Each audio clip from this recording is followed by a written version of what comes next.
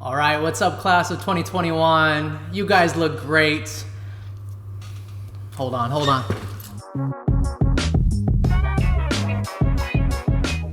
right, that's better. Thanks guys again for asking me to do this. It's really special to me, especially because I'm moving into administration next year. Thanks to the parents who are watching this. You have amazing kids. Thanks for bearing with us as we finished out the year this way. And class of 2021, before I get to my speech, let's hear a word from our video sponsor. Say you want to learn. Learn to do things. Things that make people say, ooh, that person is smart. You want to learn from the masters like Paul Murray teaches staying awake in class. Brian Bonner teaches dealing with loneliness during office hours. Daniel Plunn teaches cybersecurity hydration. Brian Nisus teaches faking your presence on Zoom calls. And Todd Geely teaches aligning text boxes. The Masterclass series will teach you all sorts of life skills you need to adjust to university, like George Weber teaches power napping.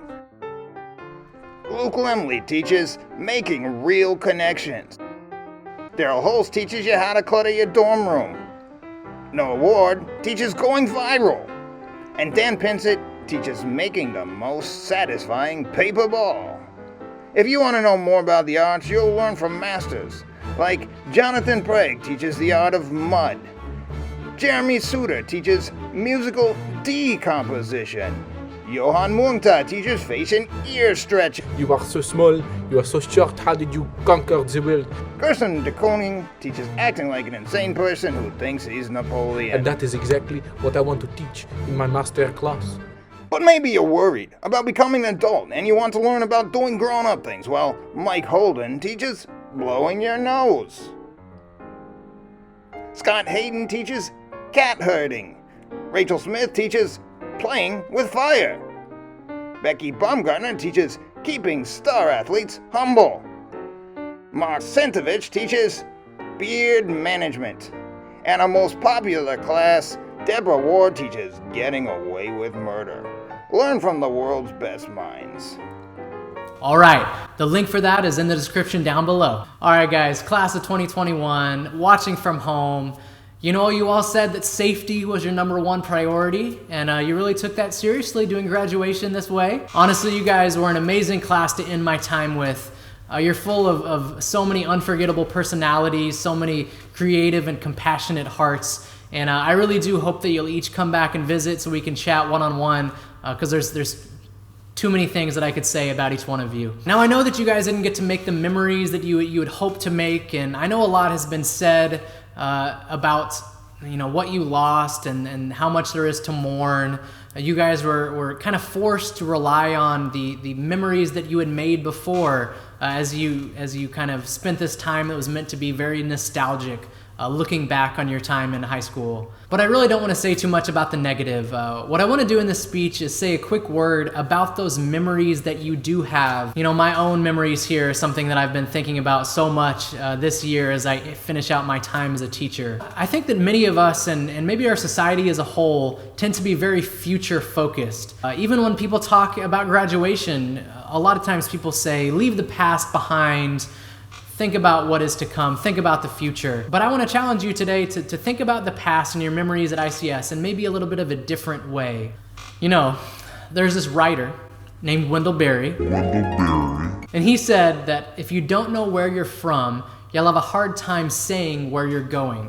Now, Wendell Berry has taught me a lot about memory, and I just want to briefly mention his book called Remembering, which my AP Lit students will be very familiar with. For those who haven't read this story, this is a book about a man named Andy Catlett, a middle-aged man going through a very dark time in his life. He is angry and bitter about a life-altering injury that left him without a hand. This leads him to feeling lost, alone, and estranged from his family and his community. The book tells a simple story of him regaining his identity and his joy, traveling across the country back to his home. But what is most significant about his journey is not literally going from one place to the next, but his journey back through his memories, the recollection of key moments and key people in his life that made him who he is. Now, obviously, the book's title speaks to the power of memory, but something that I didn't tell my classes, I actually saved it for this speech, is that there are multiple ways that we can understand this book's title. Obviously, this book is about remembering Andy going back through his memories, but you can also read it with a hyphen as remembering. So in class, we discussed how his missing hand kind of symbolizes his brokenness, his sense of feeling incomplete. So part of his journey through his memories is a remembering, of bringing back together parts of himself that he lost. So something we can say about remembering is that our memories bring a sense of wholeness to our lives. We don't know who we are without our memories. And a third way we can understand this book's title is that Andy is remembered to his family and his community. He affirmed that he is again a member of his family, of these collective units that have shaped him. So we can say that memory also connects us in a deeper way to the communities to which we belong. Like John Denver who said, and apparently the favorite song of this class, our memories take us home to where we belong. So think about these two principles. In a more simple way, we can say that memory reminds us who we are and who we love. And if you think about it for a second, it makes perfect sense. When you get together with your friends, how much of your time do you spend telling old stories? And why do you do this? Well, it reminds you who you are and brings you closer together. Think about things like a worship service or a national holiday. Essentially, these are collective acts of remembrance in many ways. Why does my family once a year hang a fake tree in our living room and decorate it with homemade little decorations? Because it reminds us who we are, it affirms our identity as a family and our family culture, and it connects us in a deeper way each year. Again, memory reminds us who we are and who we love. So why does this really matter for you at this moment? Well, I want to encourage you guys, since you were forced to kind of rely on some of these old memories, to really lean into that. Take some time to reflect on your memories in this place. What did your time here at ICS reveal about who you are? What did you learn about yourself, about what is true, about what authentic community might look like? I, like many of you guys, I have a lot of fears going into next year. I don't know if I'm gonna like being an assistant principal. I don't know if I'm gonna be good at it. But when I think about my memories of this place, when I think about what it really means to me and who it shaped me to be, I know that I'm in the right place, and it brings me so much peace. So I realize as I'm talking about memories, I did ask some of you to do some memory sharing of your own. So I thought it would be a cool way to end this speech to share again some of these memories that you guys wrote down.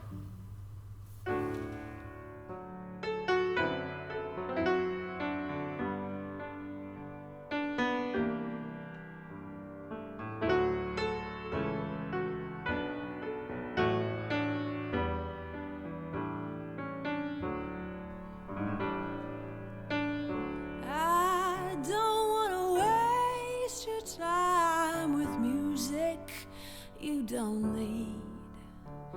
Why should I autograph the book that you won't even read?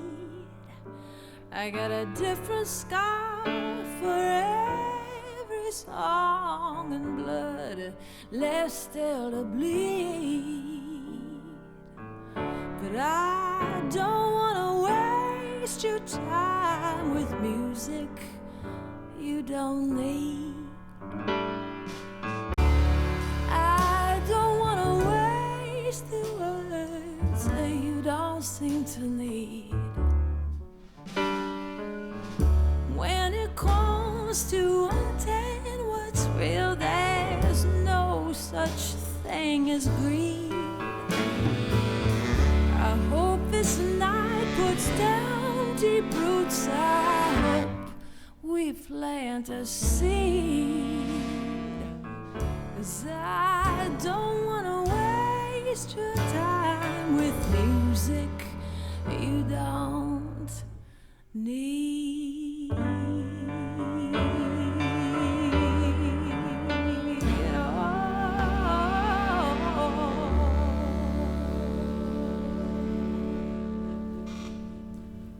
Yeah, I just love that last line so much.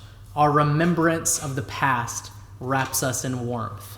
Now, I don't imagine you're leaving ICS with only positive memories, but I do hope that you will continue to revisit your memories of ICS and reflect on where you came from and the people that you love here. You know, another great writer said that remembering our past, carrying it around with us always, may be the necessary requirement for maintaining, as they say, the wholeness of the self. To ensure that the self doesn't shrink, to see that it holds on to its volume, memories have to be watered like potted plants, and the watering calls for regular contact with the witnesses of the past. And I hope that, along with seeing your friends, the part of watering these memories that you have here at ICS involves you coming back and paying us as many visits as you can. So thanks, guys. I'm gonna pour one last cup of tea here in room 309.